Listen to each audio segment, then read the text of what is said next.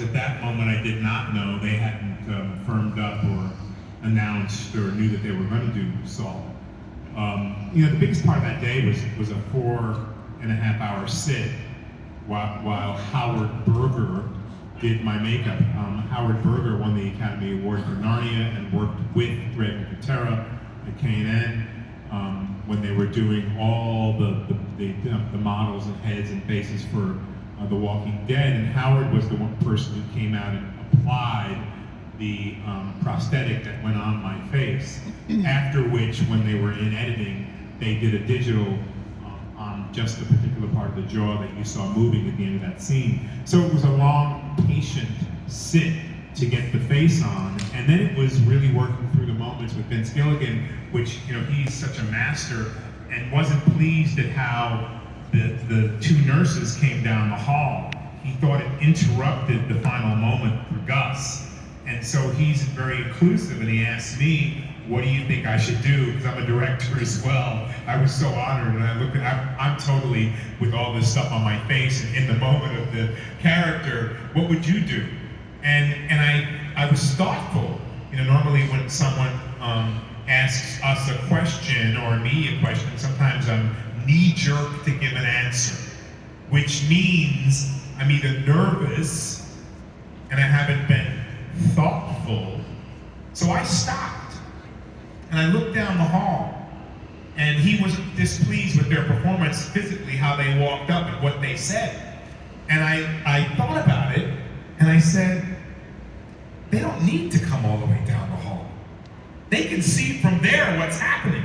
Why not have them walk 5 steps up, gasp and look at each other and go away and cut their lines? And Vince went, wow. Yeah, I mean, you can see what's happening physically for a person. I can see to the back of the room. I can see when, that guy just touched his hat, or you just touched your nose. We have more facility than we think we do. And again, so Vince, it was so great to be inclusive, right? It's sort of like, I feel like, how are we graceful in our attitudes to allow us to empower ourselves? Back to earlier, 10 minutes ago, 15 minutes ago, when with Homelander needing validation, when do we validate ourselves?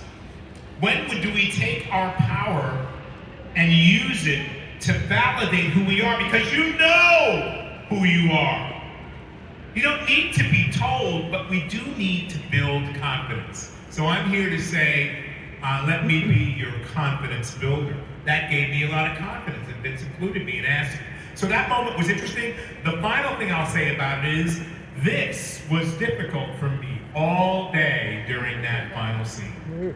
Because although we all knew an unspoken rule of not having a phone, not taking pictures, it was the final effort for me. And it made me nervous that the crew, everybody, was taking selfies. And I was like, this is gonna be out online before you know it, because someone's not gonna be able to help themselves, and they're gonna share it.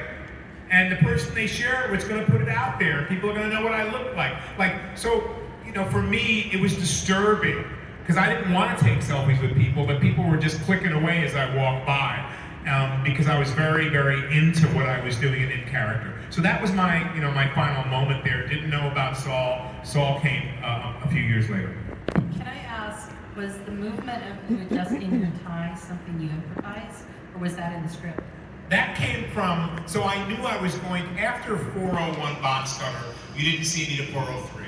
And at 403, Vince came back to Albuquerque and was doing some writing to direct that episode and called me into his office, and basically everyone kept their doors open, and he started talking to me about their plans for the end of the season. And so he asked me in that conversation, what might you be doing? And it was a whole very funny thing that's in the press, but Vince said, we were talking. I said, have you seen, my film that I had given him 6 years before because I wanted to direct? And he said, no, I didn't get to it. Let me get up and close the door. And I was like, Vince, don't close the door. And he's like, I said, Vince, sit down. And he sat back down, and we continued small talk. And until he got a little more, a little more courage, and he stood up again and went, let me just close the door. I said, Vince, I told you already. Don't close it. Yeah. And he sat back down again. And it went on a third time. He said, no, I just want to talk to you about something private. He's a West Virginia boy. And I said, no, I don't want to talk about anything private. Finally, and he stood up again, and I said, okay, Vince, I'll close it. And I went and closed the door, and that's when he said, the town's too big for both of you, and he let me know what was going to happen. But he asked me in that moment what he thought, what do you think? Again, inclusive. People like to be included. And although you may not think you have ideas, you do. And they contribute to all of our lives, no matter what you do. What do you think you might be doing? I said, Vince, you've seen me. When I stand up, I'm very proper. As Gus, and in my own life, I button my jacket because I'm standing up. When I sit down, I unbutton my jacket. And, you've seen me do this too. I straighten my tie. Why? Because the knot on a tie slips. And I like to have the tie right up to my collar, so there's no space there. And he looked at me. I said, that's what I would be doing. So that was my suggestion, and on the day, that's what I did, because I figured the guy walks out, he's got half his face, which will be revealed, but he's going to his next incarnation, and he wants to be high and tight on his way there. You had a question?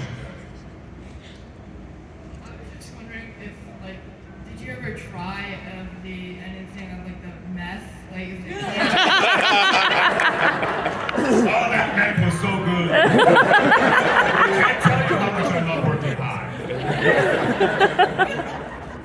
No, I mean, you guys bring me candy at the shows, and sometimes I taste it. But the meth on the set, I know the candy lady in Albuquerque makes meth, and it's tasty. But our meth on the set, I don't believe was the candy. It wasn't real, but it probably wouldn't taste very good because of the coloring they put in it. And so, no, I didn't try any of that meth. And after all, and it was easy for me not to, because a good businessman does not. In my business as Gustavo, doesn't use his own product. That's a big, huge mistake. It's kind of a great question though. So, what did you take home from Do the Right Thing? Well, I took some Air Jordans home, and from Breaking Bad, I got some great meth. It was awesome. Yeah, it's pretty good. So, I just want to quickly say that Gus is my favorite antagonist of all time, and my question is a two-parter. What was your favorite scene you ever shot on Breaking Bad or Better Call Saul, and who was the best person you ever worked with on anything you've ever worked on? I love a lot of scenes from both of these shows. I have to say I enjoyed Box Cutter greatly because it had no words. What we do as actors is we're always talking lines that were written by a writer, or lines that we improvise if we're invited to improvise. So I like it that I was able to use my physical talent and the use of just my eyes to be able to play that scene and to have it be as frightening to Walt and Jesse as it was.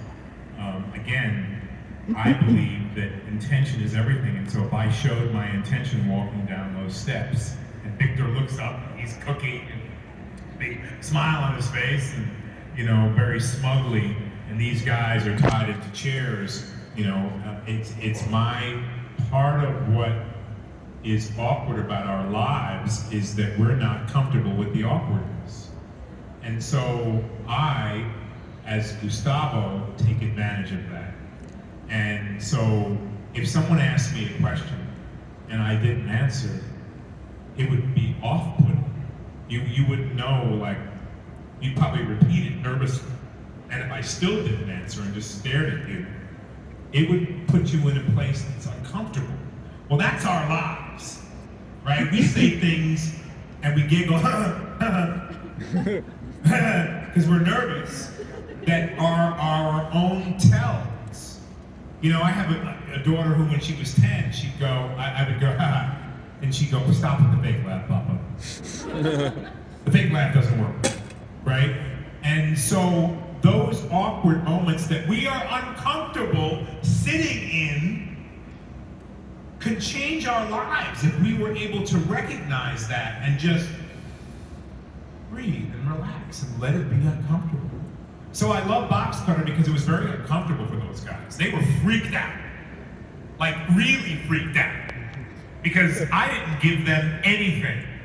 I knew where I was going. If you don't know where you're going in your life, you will never get there.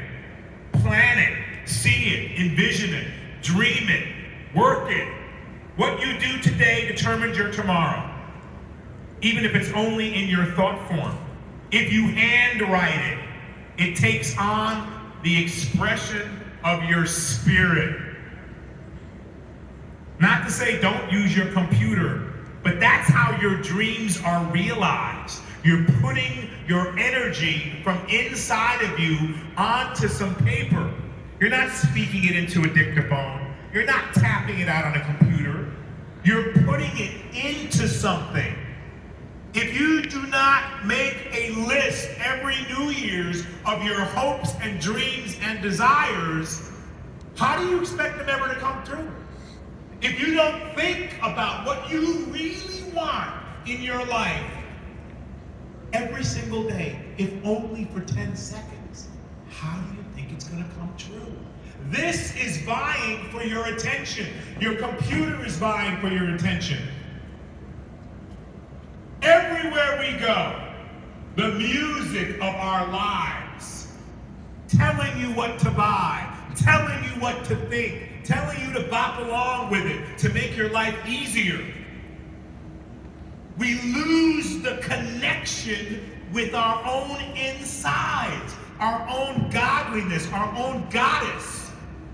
We lose it. Because really, the powers that be don't want you to feel that. You're supposed to be an independent thinker.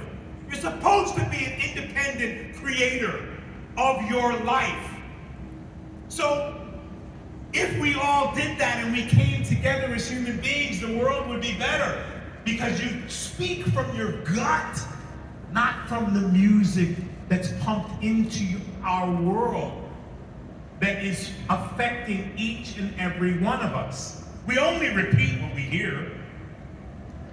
Unless you really do the research of knowledge and spirit, we're just repeating what somebody else said. And we take it that that's the truth. That's easy.